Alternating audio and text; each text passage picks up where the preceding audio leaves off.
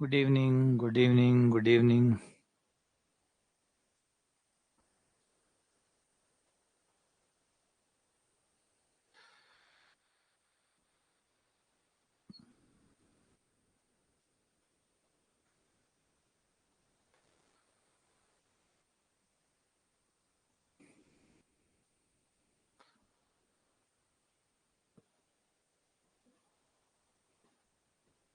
Good evening.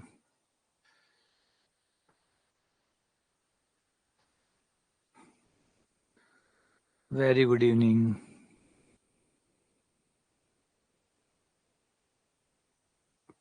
Radhe Radhe.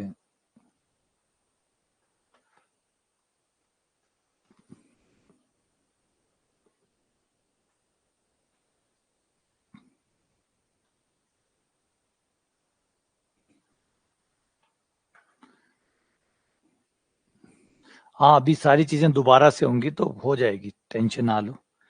अभी सारा course दोबारा से नए सिरे से सब कुछ शुरू से एकदम शुरू से स्टार्ट होगा, तब सारी चीजें हो जाएंगी।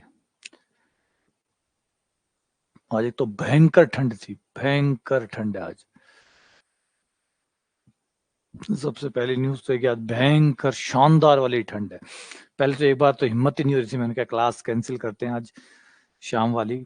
फिर मैंने कहा चलो शेड्यूल किया हुआ है तो मिलते हैं आपसे, वरना तो ऐसा लग रहा था, तो शीत लहर चल रही थी एकदम भयंकर। मतलब कमरे में एकदम कहीं भी ऐसा लग ही नहीं रहा कि गर्माहट वाली चीज हो रही है, पैरों में ठंड हो रही है, पैर एकदम जम रहे हैं ऐसे। आज तो बहुत ज्यादा ही है, कुछ उच्च स्तरीय जो ठंड है वो है आज। तो ये मुझे लग रहा है कि 2-3 दिन आने वाले, अब तो 3 ही क्लासेस रखेंगे। रात वाली जो क्लास है ये 2-3 दिन तो ये लोग बंद करनी पड़ेगी, क्योंकि मैं न्यूज में भी पढ़ रहा था, वहां पे भी एक खबर आ रही है कि शीत लहर चलेगी। धूप तो निकली नहीं है आज, बिल्कुल पूरे दिन भर ही धूप नहीं निकली। और फिर शाम को लगभग 2-3 बजे के आसपास, दोपहर में से 2-3 बजे हवा चल पड़ी, तो वो शीत लहर जो है वो और चल पड़ी। तो उससे क्या, पारा अचानक ही गिरता है। और फिर वो शीत लहर में क्या होता है, अगर पारा 10 भी है ना, तो वो हवा चलने की वजह से वो पारा -2-3 जैसा नजर आता है, क्योंकि हवा चलने लग जाती है तो ठंडक और बढ़ जाती है। तो बहुत ज्यादा है। चलिए करते हैं इसको।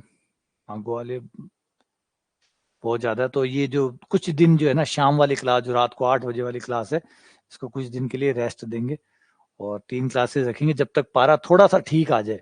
ऐसा ना हो कि एकदम ही खड़ा रहना ही मुश्किल हो जाए, नीचे से पैर एकदम ही ठंडे हो रहे हो। आ जाओ, आगे बढ़ते हैं। आज हम आ जाते हैं शंकु के ऊपर, पढ़ने वाले हैं शंकु। अब ये मामला थोड़ा सा पेचीदा होता चला जाएगा। गोले तक मामला ठीक था, अब ये ऐसे कैसे करके इसको एक बार सेट करने की कोशिश करना, क्योंकि काम खतरनाक है। शंकु और बेलन दोनों का ही काम खतरनाक है, तो कोशिश करना। क्योंकि हाँ, मैंने पहले ही आप लोगों को कहा है कि हम 3D में आप वो कोशिश ना करिए कि अगर 5, वैसे तो कितने आएंगे तो कोई नहीं बता सकता, लेकिन अगर मानो 5 क्वेश्चन भी आते हैं तो 5 में से अगर 2 भी आपके अटेम्प्ट हो जाते हैं थोड़ा सा पढ़ के, तो ठीक है। क्योंकि यहाँ वो हालत बहुत मुश्किल हो जाएगी अगर आप ये सोचो कि यहाँ से 5 के 5 सवाल मैं उठा लूंगा, तो बहुत मुश्किल है। अभी थोड़ी देर में आपको ये एहसास हो जाएगा, थोड़ी देर में ही आपको समझ में आ जाएगा। अभी जैसे हम शंकु की तरफ बढ़ेंगे तो धीरे धीरे आपको फीलिंग आ जाएगी कि शंकु आपका टॉपिक नहीं है, और इसको जचा लो, थोड़ा सा जमा लो, बस इतने में काम चल जाएगा। चलो पहले आते हैं शंकु पे ऊपर।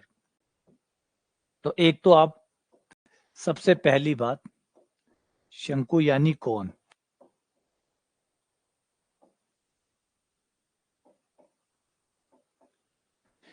तो एक तो नॉर्मली जो बच्चा सोचता है कि शंकु का, उसकी परिभाषा ये होती है कि जैसे टोपी, टोपी को वो शंकु मानता है। ये कुछ कुछ हद तक ठीक है, लेकिन वो जो शंकु आप जो 10th में काम में लेते हो, वो बहुत स्पेशल शंकु होता है। उसे लंबवर्तीय शंकु कहते हैं, जो आप यूज करते हैं ना, याद हो 10th की किताबों में आप पढ़ते हैं लंबवर्तीय शंकु। एक्चुअली शंकु का वो एकदम बहुत परफेक्ट फॉर्म जो है, वो वाला शंकु है जो 10th क्लास में आप लोग पढ़ते हैं। एक्चुअल में जो शंकु होता है वो आप कोई भी, जो हम शंकु पढ़ते हैं वो एक कॉमन शंकु होता है, कैसा भी हो सकता है। कैसा भी हो सकता है, कैसा भी हो सकता है मतलब एक आपको एक बिंदु लेना है, पहले ध्यान से समझना इस बात को, परिभाषा को। पहले आपको एक स्थिर बिंदु लेना है। स्थिर बिंदु यानी जो टिका हुआ हो, हिले डुले ना, अपनी जगह पे फिक्स हो। फॉर एग्जाम्पल अल्फा, बीटा और गामा, ये वो बिंदु है जो स्थिर बिंदु है। ठीक है। हाँ, आप लोग जिसको शंकु कहते हैं ना, हम लोग वो शंकु नहीं होता एक्चुअली, वो लंबवर्तीय शंकु होता है, वो परफेक्ट टाइप का शंकु होता है। अभी जब शंकु हम अभी जब पढ़ेंगे तो आपको समझ में आ जाएगा, आड़े टेढ़े सब शंकु होते हैं, टेढ़े वाले भी शंकु ही होते हैं, लेकिन हम उन्हें मानते नहीं क्योंकि उनका आयतन वायतन का फॉर्मूला हमारे पास नहीं होता। तो हम जिस शंकु को इस्तेमाल करते हैं वो लंबवर्तीय शंकु होते हैं। तो सबसे पहले आपके पास एक स्थिर बिंदु होना चाहिए, फिर आपके पास एक वक्र होना चाहिए, आड़ा टेढ़ा कोई भी हो, कैसा भी चल जाएगा, कैसा भी चल जाएगा, कैसा भी चल जाएगा। एक वक्र होना चाहिए, इसको गाइडिंग वक्र या निर्देशन वक्र कहते हैं। इसको निर्देशन या गाइडिंग वक्र कहते हैं, गाइडिंग कर्व कहते हैं। इस पे किसी प्रकार की शर्त लागू नहीं है, ये कोई भी कर्व हो सकता है, कोई भी कर्व हो सकता है। ठीक है। फिर आपको अपने बिंदु से इस कर्व के हर बिंदु पे स्पर्शरेखा खींचनी है, इसके हर बिंदु पे स्पर्शरेखा खींचनी है, हर बिंदु पे, कोई बिंदु छूट ना जाए।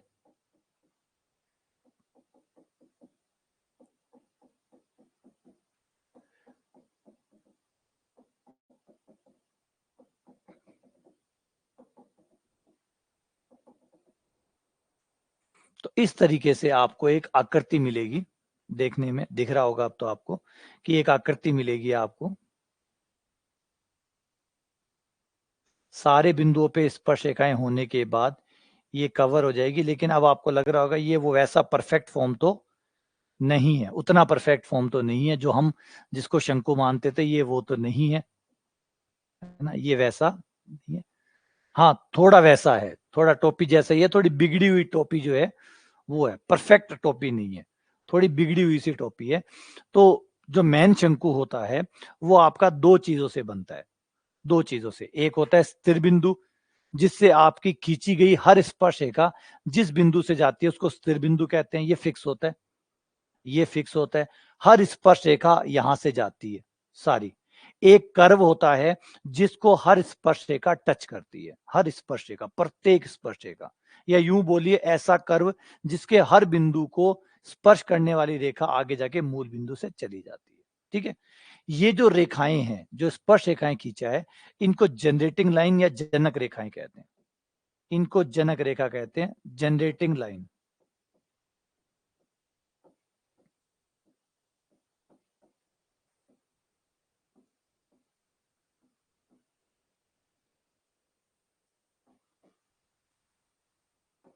इन्हें जनरेटिंग लाइन कहते हैं। ठीक है। आपको लाइन की जरूरत नहीं पड़ेगी, आपको मोटा मोटा एक बिंदु चाहिए होता है और एक निर्देशी वक्र चाहिए होता है जिसको टच करे। निर्देशी वक्र में कई बार गोला ले लेते हैं, कई बार, है ना, कई बार वृत्त ले लेते हैं, कई बार कोई और आकृति ले लेते हैं, कोई फिक्स नहीं होती, इसमें कुछ भी लिया जा सकता, कुछ भी कुछ भी कुछ भी, सब अलाउड है। बस आपका एक बिंदु है, जो भी कर्व आप दो दे दो, हम ऊपर से उस पर लाइनें खींच देंगे और खींचते ही वो एक टोपी के टाइप का कुछ उससे मिलता जुलता सा एक शेप बन जाएगा। इसी का नाम शंकु है, यही शंकु कहलाता है। ठीक है। अब एक जो शंकु की समीकरण है वो हम बात करते हैं कैसी होगी। एक निर्देशीय वक्र हम ले लें, एक निर्देशीय वक्र हम ले लें तो शंकु का समीकरण कैसा होता है वो आपको दिखा देता हूं। तो अगर निर्देशीय वक्र हम एक्स वाई तल पर माने, एक्स वाई तल पर कोई कर्व ले लें कैसा भी, चाहे वृत्त हो, दिग्वृत्त हो, अति परवलय हो, परवलय हो, कोई भी आकृति आप ले लो। तो ये आपका समीकरण A X square B Y square plus 2hxy plus 2gx 2fy plus C बराबर 0, जेड बराबर 0। जेड बराबर 0 समझा रहा है कि एक्स वाई तल पर है, जेड बराबर 0 समझा रहा है कि एक्स वाई तल पर, ये जो निर्देशीय वक्र है ये एक्स वाई तल पर है। और इस समीकरण को देख के आपको याद हो गया होगा ये कोनिक है, मतलब ये शांकव है। शांकव का मतलब वर्त, परवलय, दिग्वर्त, अति परवलय, ये वो सब है।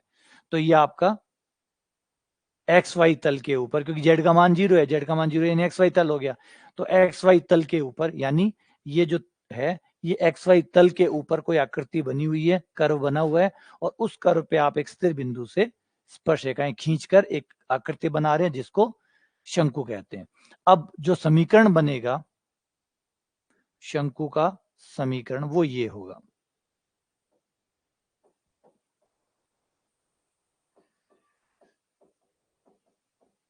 शंकु का समीकरण।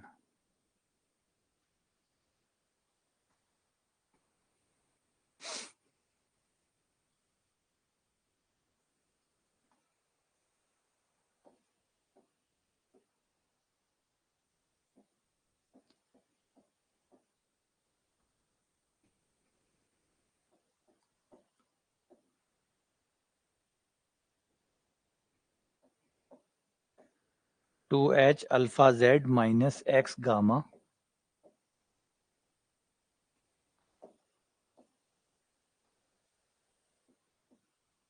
Beta Z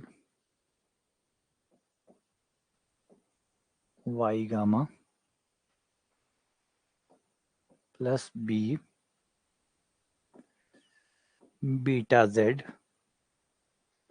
minus Y gamma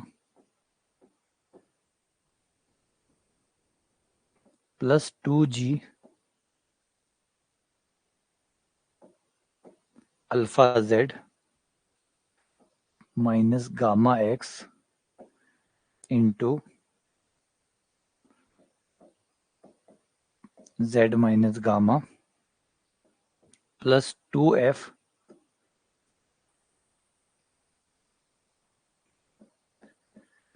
beta Z minus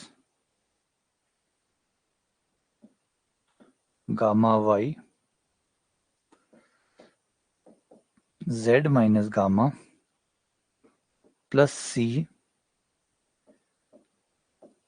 Z minus gamma का स्क्वायर बराबर 0। ये आपका शंकु का समीकरण होता है। ठीक है, ये शंकु का समीकरण होता है। अब शायद आपको आइडिया हो गया होगा कि जो मैं कह रहा था उसका क्या तात्पर्य था। मेरे भाव अब आप लोगों तक पहुंच गए होंगे कि मैं क्यों आप लोगों से कह रहा था कि गोला ही ठीक है, शंकु उतना ठीक नहीं है। गोला ही सर्वश्रेष्ठ है, शंकु सर्वश्रेष्ठ नहीं है, लेकिन कोई बात नहीं, ये चीजें इसमें है। तो हम इसको थोड़ा सा, जैसे मैंने कहा पहले ही कह दिया था कि शंकु हो और बेलन हो, बेलन की भी ऐसी दुर्गति है। अभी जब बेलन आएगा तो वो भी आपको दिखा दूंगा, वो भी ज्यादा सुंदर नहीं है। जितना गोला सुंदर नहीं है, मतलब जितना शंकु दिख रहा है भद्दा, उतना ही आपको बेलन भी भद्दा दिखेगा। और दूसरी बात है, टाइम वेस्ट करने का फायदा भी क्या, जो मैंने आपसे पहले ही कहा था। हाँ, मैंने आपको पहले ही कहा था। अब इस समीकरण को क्यों याद करेंगे, हम पागल है, इतने को याद करेंगे। इससे बेहतर है कि हम कहीं और 2 नंबर बनवा लेंगे, 1-2 नंबर कहीं और ढूंढ लेंगे तो ज्यादा अच्छा रहेगा, है ना। तो हम कहीं और ढूंढ लें, वो ज्यादा ठीक है। तो हाँ, फिर भी मैं कोशिश कर रहा हूँ, अभी थ्योरी के चीजें पढ़ाता हूँ आपको, तो थोड़ी थोड़ी चीजें हैं वो आप पकड़ लो, उनको याद रख लेना, उनमें से सवाल बन जाते हैं नॉर्मली थ्योरी के, बस उससे काम चल जाएगा, है ना। अब क्यों सोचने की बात है, ये तो अभी है, एक शंकु का समीकरण है, फिर कभी कहेंगे इधर वाला शंकु, उधर वाला शंकु, वो वाला शंकु, इतने सारे याद करेंगे तो बेहतर है हम इससे दूर हो जाएं। अब भी ये कोई समीकरण है। अब इधर गामा याद याद भी करो तो क्या गारंटी है कि गामा अपनी जगह रहेगा। गामा थोड़ा सा इधर से उधर, उधर से इधर, इधर से उधर हो गया, हमारी तो कहानी बिगड़ गई। ठीक है, तो फाइनली आपको यहां तक बात समझ में आ गई है ना। आगे बढ़ते हैं। अब जो काम की बातें हैं वो पढ़ लो, काम की बातें सीख लो, है ना। नहीं, बात वो नहीं है, ऐसा नहीं है कि पढ़ा नहीं जा सकता, ये कोई दो राय नहीं कि पढ़ा नहीं जा सकता, पढ़ा जा सकता है, बिल्कुल पढ़ा जा सकता है। लेकिन इतनी समीकरण को, इतने बड़े बड़े समीकरण को याद रखना क्या। अच्छा, दूसरी बात, याद कर लिया, चलो मान लो टाइम भी दे दिया, क्या गारंटी है कि सवाल ऐसे ही आएंगे। सवाल कुछ के कुछ आ गए तो वो मेहनत पूरी बेकार जाएगी। तो पहले ये भी तो देखना पड़ता है ना कि आप जो टॉपिक पे टाइम दे रहे हैं, जो इन्वेस्टमेंट कर रहे हैं आप, समय तो लिमिटेड ही है ना। वो तो अनलिमिटेड है नहीं, तो लिमिटेड समय को जो इन्वेस्ट कर रहे हैं, वो सवाल जिस पे आप समय दे रहे हैं पेपर में वो अटेम्प्ट भी तो होना चाहिए ना। खाली ये थोड़ी कि ठीक है मैंने याद कर लिया, अब आप जो याद करके जाओ पेपर में कुछ का कुछ आ जाए तो बेकार हो गया पूरा का पूरा। तो चलो आगे बढ़ते हैं। आगे, शंकु जिसका शीर्ष मूल बिंदु पर हो, ये छोटा समीकरण आ जाएगा। शंकु जिसका शीर्ष मूल बिंदु पर हो,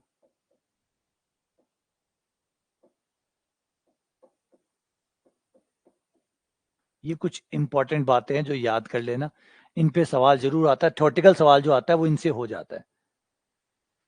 हाँ, तो शंकु जिसका शीर्ष मूल बिंदु पर हो, यानी अगर आपका शंकु जो है उसका शीर्ष मूल बिंदु पर हो, 0 0 0, और इस बार आपका जो कर्व है वो कोई भी हो, पिछली बार तो हमने एक्स वाई तल पे लिया था, पिछली बार हमने एक्स वाई तल पे लिया था, जेड का मान 0 कर दिया था। इस बार हम जेड का मान 0 नहीं कर रहे, जेड के मान को खुला छोड़ दिया कि भैया जितना है उतना ले लो। जो गाइडिंग कर्व है वो कोई भी हो सकता है, इस बार गाइडिंग कर्व कोई भी हो सकता है, 3D हो सकता है।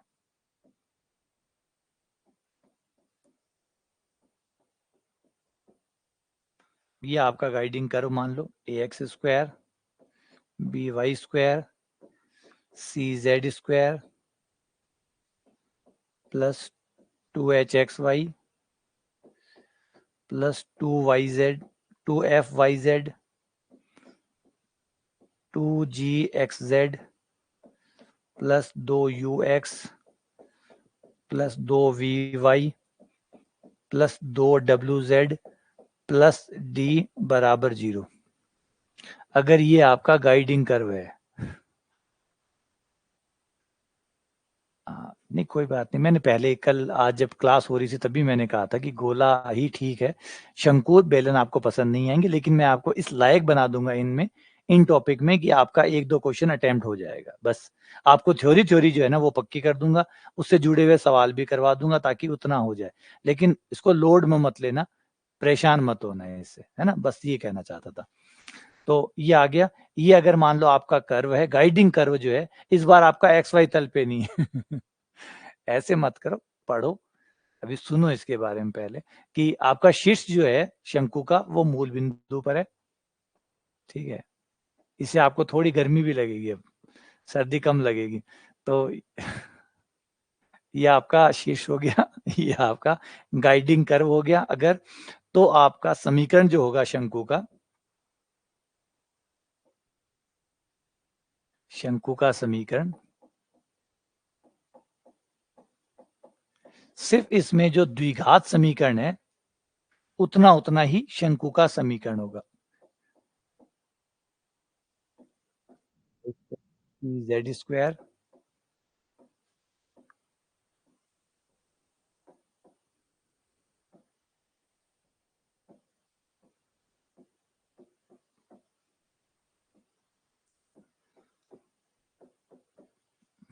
यही समीकरण,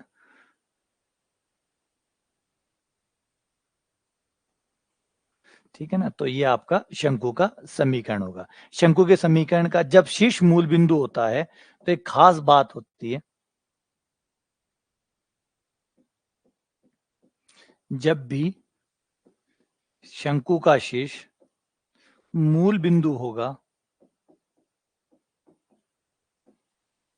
इस पे सवाल आते हैं।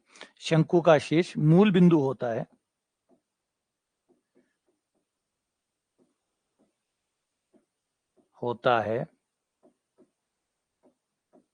तो समघात द्वितीय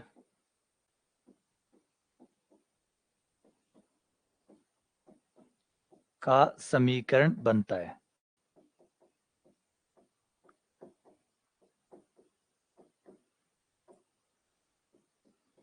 एम विलोम, और इसका विलोम भी सत्य है, ये परमेय है।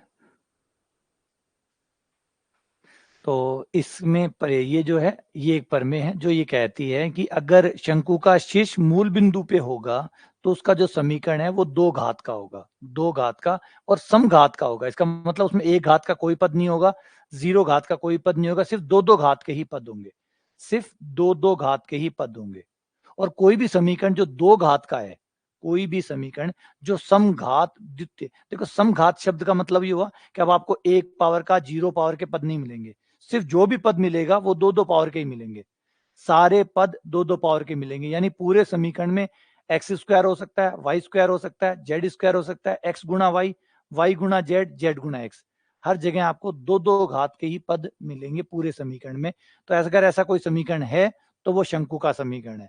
और अगर शंकु का शीर्ष मूल बिंदु है तो उसका समीकरण एक द्वितीय घात का समघात समीकरण होगा, द्वितीय घात का समघात समीकरण। तो यहाँ पे थोड़ा सा इसको ठीक लिख दूं, द्वितीय घात का समघात समीकरण, ये लो, ये ठीक रहेगा,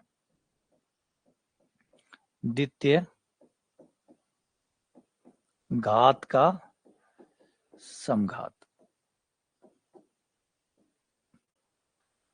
अब जैसे गौर करो, जैसे ये समीकरण है, ये द्वितीय घात का समीकरण है क्योंकि इसमें 2 घात के पद भी हैं, 1 घात का पद भी है, 0 घात का भी, तो इसे कहते हैं द्वितीय घात का समीकरण। लेकिन जब आप कहते हैं द्वितीय घात का समघात समीकरण, समघात कहने का मतलब है अब कहीं भी घात कम नहीं हो सकती, सब जगह द्वितीय घात कह दिया मतलब हर जगह 2 घात ही होनी चाहिए, हर जगह 2 घात ही होनी चाहिए। तो हर जगह 2 घात, तो ये रहा, तो ये यहाँ पे कहता है ना, ये परिभाषा कहती है आप लोगों को कि भाई प्रमेय है ये जो कहती है कि अगर शंकु का शीर्ष मूल बिंदु पे हो, अगर शंकु का शीर्ष मूल बिंदु पे हो तो उसका जो समीकरण होगा वो द्वितीय घात का समघात समीकरण होगा। या जहां कहीं भी आपको द्वितीय घात का समघात समीकरण मिल जाए तो समझना कि वो एक शंकु का समीकरण है जिसका शीर्ष मूल बिंदु पर है।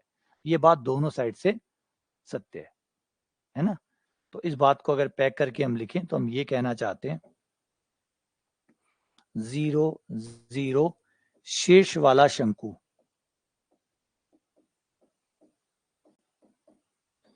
जिसका शीर्ष 0 0 हो, ऐसा शंकु जब भी होगा तो वह द्वितीय घात का समघात समीकरण होगा। इस पे सवाल आते हैं इस बात पे। और जब भी द्वितीय घात का समघात समीकरण होगा तो समझ जाना कि वो मूल बिंदु वाला शंकु होता है। तो ये क्वेश्चन इस तरीके से पूछा जाता है कि निम्न में से कौन सा समीकरण शंकु का है, तो शंकु के समीकरण को कौन सा शंकु मूल बिंदु पे शीर्ष वाला है, तो उसमें फिर अलग अलग घातों के समीकरण दिए जाते हैं। तो जो भी 2 घात का समीकरण हो जिसमें एग्जैक्ट 2 ही 2 पावर हो, हर जगह हर पद पे 2 2 पावर हो, तो समझ जाओ कि वो शंकु का समीकरण है। ठीक है, वैसे सवाल कराऊंगा तब समझ में आ जाएगा ये।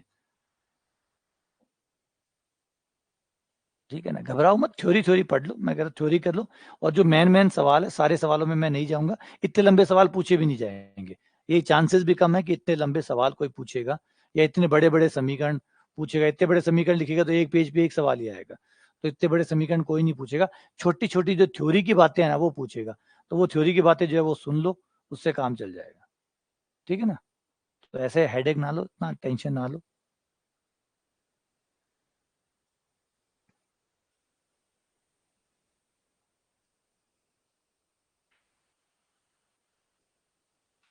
हाँ ठीक है मीरा। अगला है एनवालोपी।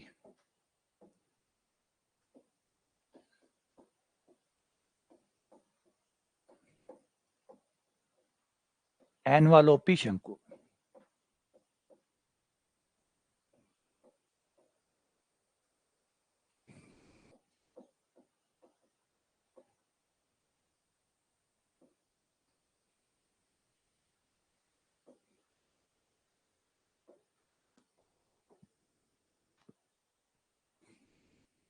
ठीक है, हाँ एनवलोपी शंकु, एनवलोपी शंकु तब हम कहते हैं, यहाँ पे क्वेश्चन में थोड़ा सा अंतर है, हल्का सा एक बारीक सा अंतर आएगा कि अगर मान लीजिए कि कोई बिंदु है, कोई स्थिर बिंदु है अल्फा बीटा गामा जैसे शंकु वाला था। आप गौर करना, यहाँ पे गौर करना तो अभी मैच हो जाएगा कि अगर आपका कोई पॉइंट है और आपके पॉइंट से किसी कर्व के ऊपर स्पर्श रेखाओं एक स्पर्श रेखा खींची जाए,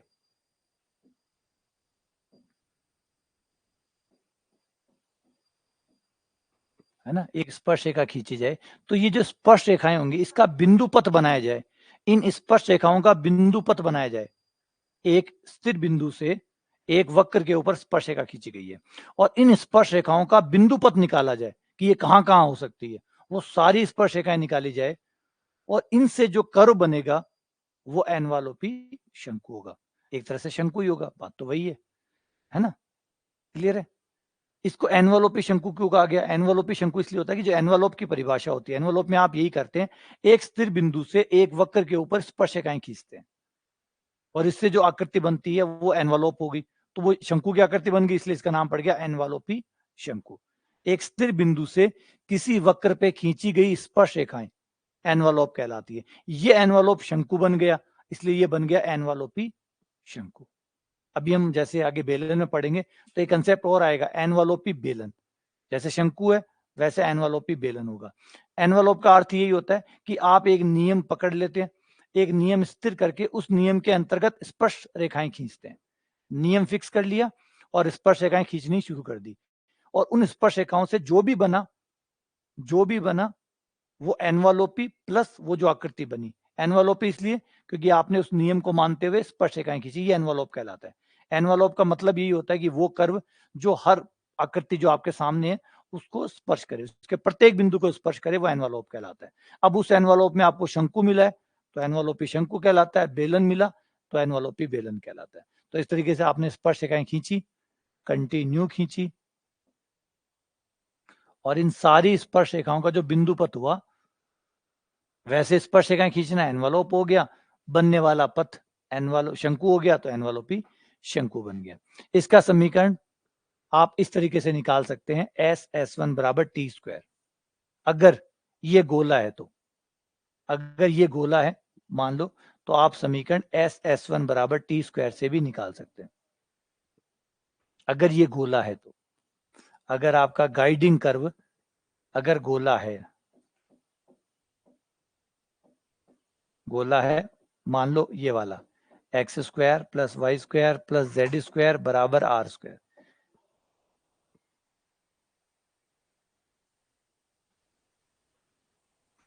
ये आपका गोला हो गया, x² + y² + z² बराबर r²।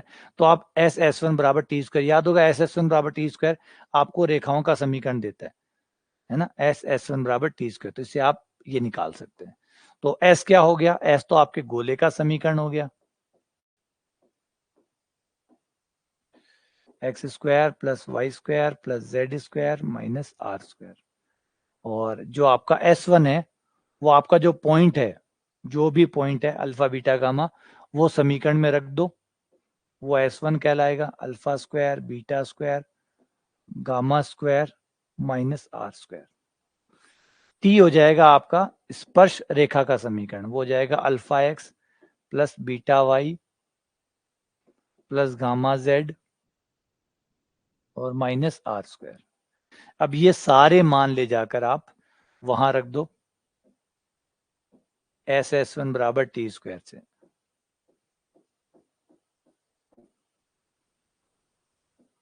तो ये हो गया x² + y² + z² -r² into x1 का स्क्वायर + y1 का स्क्वायर + z1 का स्क्वायर -r² बराबर t αx + βy + γz -r² का होल स्क्वायर। अब अगर आपकी इच्छा हो तो आप इसको खोल सकते हैं, अगर आपकी इच्छा हो तो आप इसे ओपन कर सकते हैं, ओपन करके आप अपना समीकरण प्राप्त कर सकते हैं। लेकिन मुझे नहीं लगता कि किसी की इच्छा होगी इसको खोलने की, है ना। मुझे नहीं लगता कि आप में से कोई भी ये चाहता है कि इसको खोल के सोल्व करें। अगर चाहें, आपको फ्री टाइम हो, तो आप इसको खोल कर एक समीकरण बना ले, वो आपका एनवलोपी शंकु का समीकरण हो जाएगा। वरना जैसा है वैसा ही पड़ा रहने दे, ज्यादा सुंदर भी लग रहे हैं। अच्छा, S1 का मान α² β² का मान,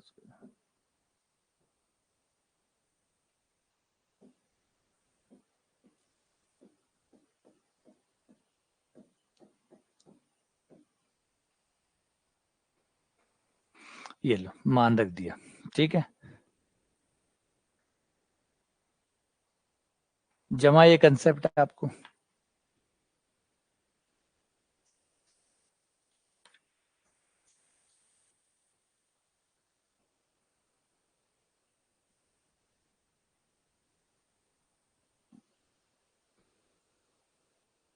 ओके, ठीक है। चलो एक क्वेश्चन करवाता हूँ जिससे थोड़ा बहुत और आपको समझ में आ जाएगा इसका हल्का सा।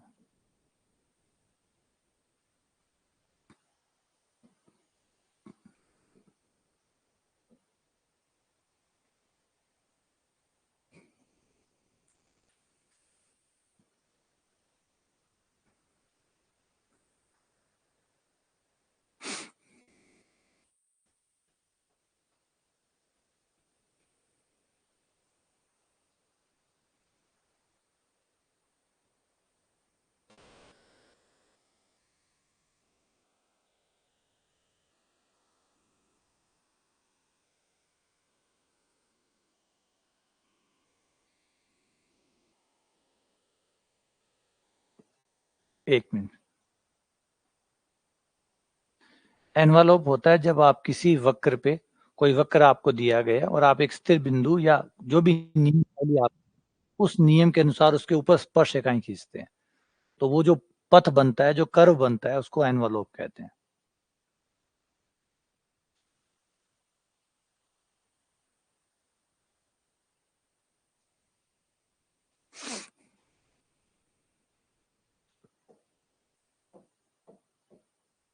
एक क्वेश्चन लेता हूं मैं।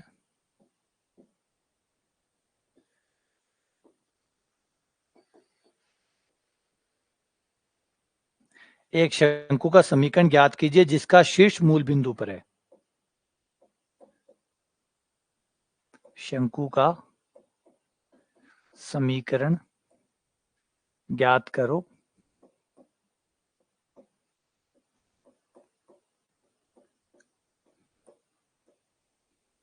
जिसका शीर्ष मूल बिंदु पर है।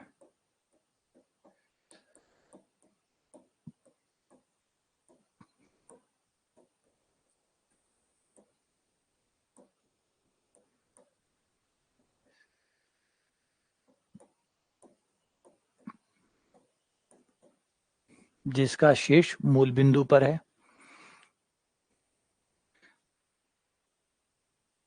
तथा जो वक्र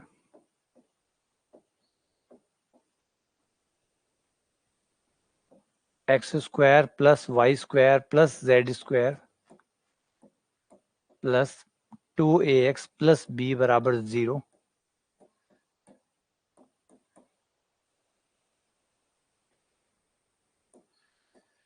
L X plus M Y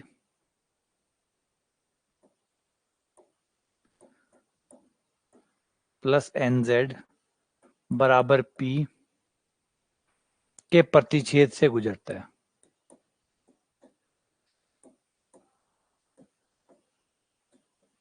के प्रतिच्छेद से गुजरता है। अब इसे ध्यान से सुनना पहले, कि अभी जो बताया था उसी का इस्तेमाल हम लोग करेंगे। क्वेश्चन में क्या कह रहा है कि एक शंकु का समीकरण निकालिए जिसका शीर्ष मूल बिंदु पे। तो किसी भी शंकु का अगर शीर्ष मूल बिंदु पे होता है तो उसकी जो समीकरण होती है वो एक द्वितीय घात की समघात समीकरण होती है, दो घात की समघात समीकरण होती है, ठीक है। तो शीर्ष तो मूल बिंदु हो गया। उसके बाद में कहा गया कि ये दोनों वक्र जहां भी कट करेंगे, जहां टच करें, तो समतल हो गया। ये समतल है, ये गोला है। अब ये समतल और ये गोला एक दूसरे को काटेंगे तो वृत्त बनेगा। तो वो जो वृत्त होगा उस वृत्त पे से वो गुजरता है, मतलब मूल बिंदु से गुजरता है, साथ में उस वृत्त से गुजरता है। तो आइडिया समझ में आया क्या हो रहा है चित्र में। मूल बिंदु फिक्स है, एक गोला है, उस गोले को एक समतल काट रहा है, ये आपका गोला है, ठीक है। इसको ये समतल कट कर रहा है। जब गोले को समतल काटेगा तो वृत्त बनेगा।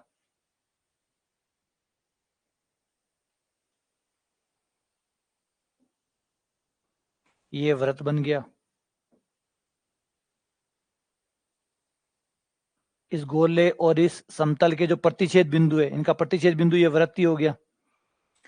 अब आपका जो वक्र है, जो शंकु है, वो इस बिंदु से जाता है और इन प्रतिच्छेद बिंदु से, मतलब पिंक वाले पॉइंट से जाता है, इनसे जाता है, इसका मतलब शंकु बन गया।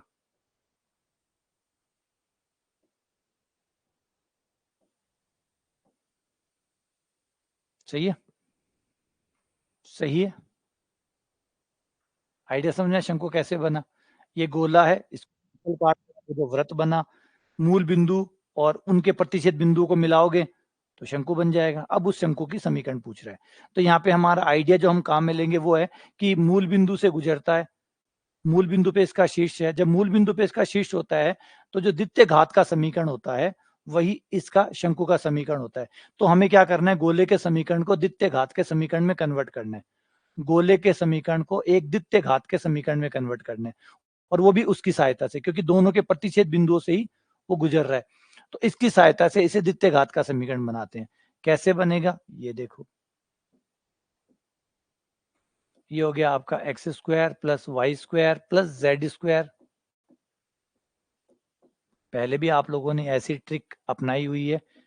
किसी घात को समघात समीकरण कैसे बनाते हैं, यहाँ पे एक पावर आ रही है, एक पावर कम है, यहाँ पे दो पावर कम है, जहां पे जितनी जितनी पावर कम है वहां पे उतना एक लिख दिया, एक पावर कम है गुणा एक कर दिया, दो पावर कम है एक का स्क्वायर लिख दिया, और ये जो एक है वो यहां से आ जाएगा, L X plus M Y plus N Z, P का भाग दे दो बटे पी आ जाएगा, बराबर में एक हो गया।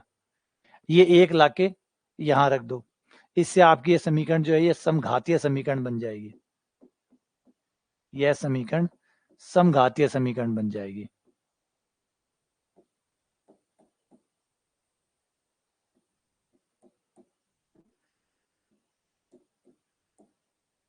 प्लस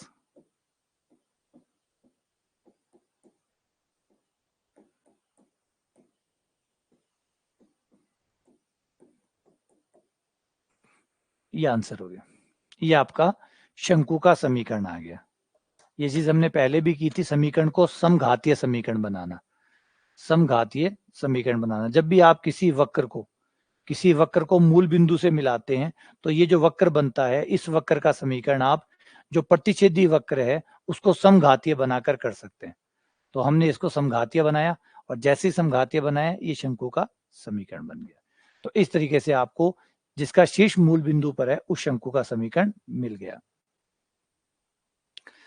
चित्र का वैसे कोई ज्यादा रोल है नहीं, चित्र का कोई खास है नहीं, बस अपना आइडिया से ये समझो कि नीचे आपको एक कर्व दिया गया होगा और ऊपर जो है वो एक बिंदु दिया गया होगा, उससे फिर मिलाया गया होगा और एक आकृति बनी होगी, वो शंकु की बनी होगी। नीचे कुछ भी बनाओ, नीचे आड़ा टेढ़ा कुछ भी बनाओ, नीचे कुछ भी बनाओ, कटोरी हो, है ना, कोई टूटी हुई कटोरी हो, ऊपर एक पॉइंट लेना है, उससे स्पर्शरेखाएं दागते रहो तो शंकु बनेगा ही बनेगा, वही शंकु है। कोई शंकु का मतलब जरूरी नहीं कि नीचे वृत्त ही हो, नीचे वृत्त हो तो ही शंकु हो। वो जो वृत्त वाला शंकु आएगा उसको हम अलग से नाम देंगे। अभी अभी तो हम सिर्फ शंकु की परिभाषा ये रख रहे हैं कि ऊपर एक बिंदु है, उस बिंदु से नीचे एक कर्व है, उस कर्व के ऊपर आप स्पर्श रेखाएं खींच रहे हो उसके किनारों पे, और जो भी आकृति बन रही है वो शंकु है, जो भी बन रही है वो शंकु है। समझे, यहाँ हम बांध नहीं रहे हैं, यहाँ हम ओपन छोड़ रहे हैं, जो बन रहा है वो शंकु है। और इस केस में बात करूं तो ये गोला है, गोले को समतल काट रहा है, गोले को समतल काटेगा तो वृत्त बनेगा, ये वृत्त बन गया, इस बिंदु को इस वृत्त से मिला दिया, शंकु बन गया। इस शंकु का समीकरण क्वेश्चन पूछ रहा है कि इसका समीकरण क्या होगा, बस ये सवाल है। तो कैसे निकालेंगे, तो समघातीय समीकरण बनाकर, जो दो प्रतिच्छेद बिंदुओं से जो वृत्त बना है उस वृत्त के समीकरण को समघातीय समीकरण बना देंगे, क्योंकि समघातीय समीकरण बनते ही ये शंकु का समीकरण हो जाएगा। बस फिर हमने ये कर दिया, ये कहानी जम रही है, थोड़ी बहुत बात थोड़ी बहुत जम रही है।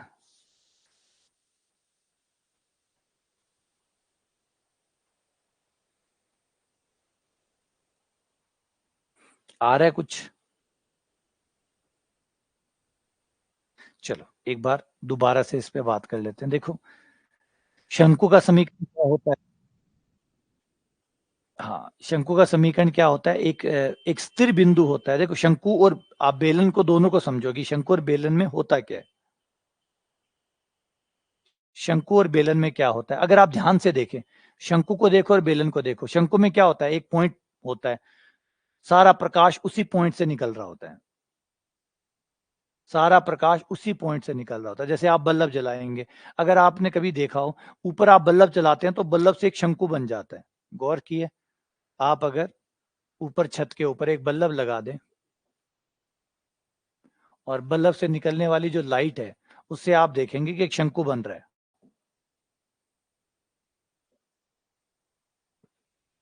शंकु बनता है या नहीं बनता? शंकु बनता है ना।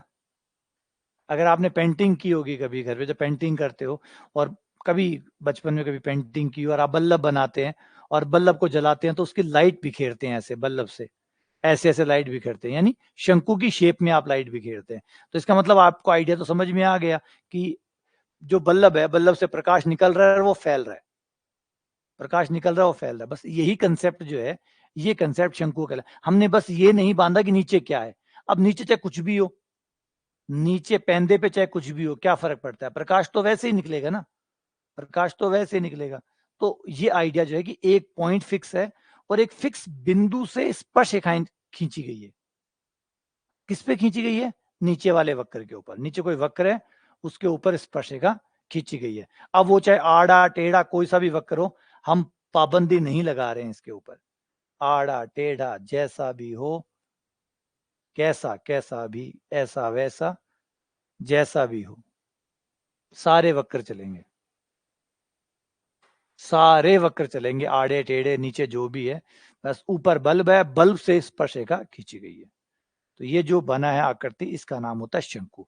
शंकु में एक फिक्स पॉइंट से आपने स्पर्श रेखा खींची है, एक स्पर्श बिंदु से, जो आपका है फिक्स बिंदु, वहां से आप स्पर्श रेखा खींच रहे हैं। अब थोड़े से आइडिया को अलग ले चलते हैं, एक दूसरा आइडिया लेते हैं जिसे कहते हैं बेलन।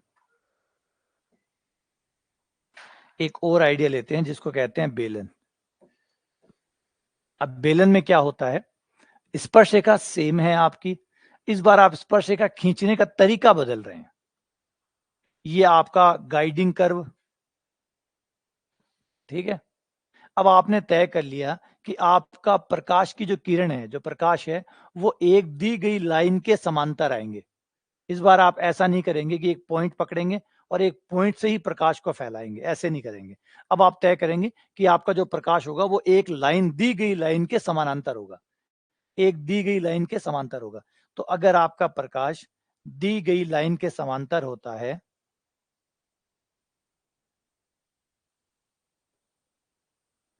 तो हम देखते हैं कि इस बार जो आकृति हमें प्राप्त हुई है, गौर करो कि आपका जो भी कर्व है, इस बार आपकी स्पर्श रेखाएं ऐसे है।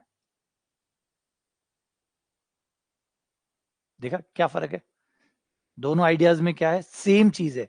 अगर एक फिक्स पॉइंट से स्पर्श रेखा खींचोगे तो शंकु बन जाएगा, और समांतर खींचोगे तो बेलन बन जाएगा।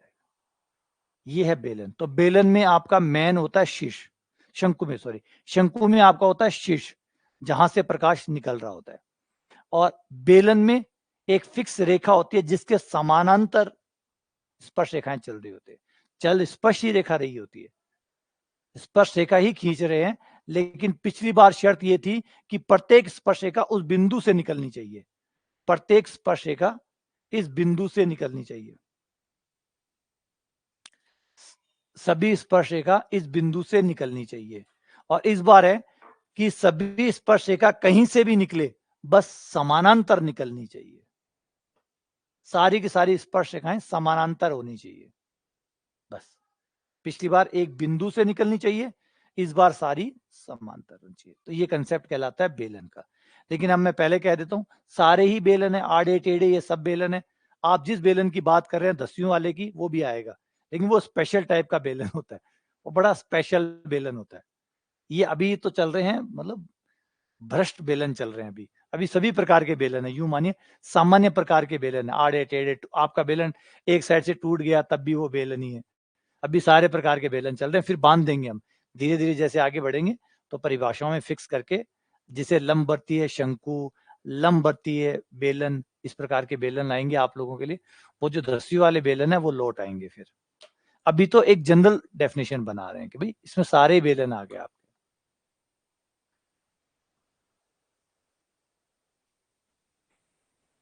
हाँ, आपकी मम्मी वाला बेलन जो है वो अभी आएगा थोड़े दिन। हाँ, शायद 1-2 क्लास हो जाए शंकु के भी, तो शंकु की चलेगी। अभी तो जो आपकी मेन 10वीं वाली जो टोपी है वो अभी थोड़ी देर में आएगी, शंकु में तो आ जाएगी। और बेलन में थोड़े टाइम बाद में आपका जो घर वाला बेलन है वो थोड़े दिनों बाद आ जाएगा। ठीक है, चलिए आज क्लास इतना ही करते हैं। पैरों में भयंकर सन सन हो रही है ठंड के मारे, खड़ा रहना ही मुश्किल हो रहा है। तो आज गुड नाइट, सोइए, नींद वींद लीजिए आप लोग भी, और मैं भी रेस्ट करता हूँ। ठीक है, और बाकी जो लोग भी नए आए हैं वो भी चिंता ना करें, अभी सारा का सारा कोर्स दोबारा से नया स्टार्ट होगा, फिर सब चीजें जीरो से स्टार्ट होगी। ये तो एंडिंग वाला चल रहा है, जो पुराना बैच है वो एंड पे चल रहा है, तो वो लास्ट के टॉपिक है, इसलिए आप ज्यादा टेंशन ना लीजिए। कई जो नए आते हैं वो इस बात को लेकर टेंशन में आ जाते हैं कि हमें तो 3D पे कहाँ पहुंच गए, हम 3D में तो है ही नहीं। बिल्कुल नहीं हो आप 3D में, बिल्कुल नहीं हो। अभी 1-2 दिन में जब नया कोर्स स्टार्ट होगा तो एकदम शुरू से वापस से सब कुछ स्टार्ट होगा। ये तो अंतिम चल रहा है, फिल्म का एंड है। अब फिल्म का एंड आपको कैसे समझ में आएगा? तो नहीं समझ में आ रहा, नहीं समझ में आ रहा तभी ठीक है, समझ में आ जाए तो चिंता की बात हो जाएगी। तो नहीं समझ में आ रहा तो बिल्कुल ठीक है, एकदम नॉर्मल है। तो अभी एंडिंग पे हैं हम। तो जैसे ही ये 3D ये ज्योमेट्री वाला खत्म हो जाता है फिर दोबारा से सब कुछ शुरू से होगा, तब आपको सब चीजें बड़े अच्छे से समझ में आएगी। हाँ, अभी 3D और चलेगा, अभी 2-3 दिन मान लो, 3-4 दिन तो पक्का है ही। कल देखते हैं, अगर कल टाइम मिला तो कल क्लास में कर दूंगा शेड्यूल, क्योंकि मेरे भी अभी है कि लगभग मंगलवार या बुधवार तक मैं चाहता हूँ कि दोबारा से रीस्टार्ट हो जाए, सब कुछ शुरू से वापस से चालू हो जाए। और अभी थोड़ा सा टॉपिक बच रहा है तो इसको खत्म कर देते हैं, 1-2 एक्स्ट्रा क्लासेस जो चल रही है वो लेके इसको पूरा कर देते हैं। ठीक है, लेकिन क्या करें, ठंड इतनी ज्यादा हो गई कि सारा का सारा काम बिगड़ गया। अभी ठंड ना हो तो थोड़ा और भी हो जाए। ठीक है, चलिए कोई बात नहीं, जैसा भी 1-2 दिन कम ज्यादा सही, और क्या होगा। मिलते हैं आप लोगों से।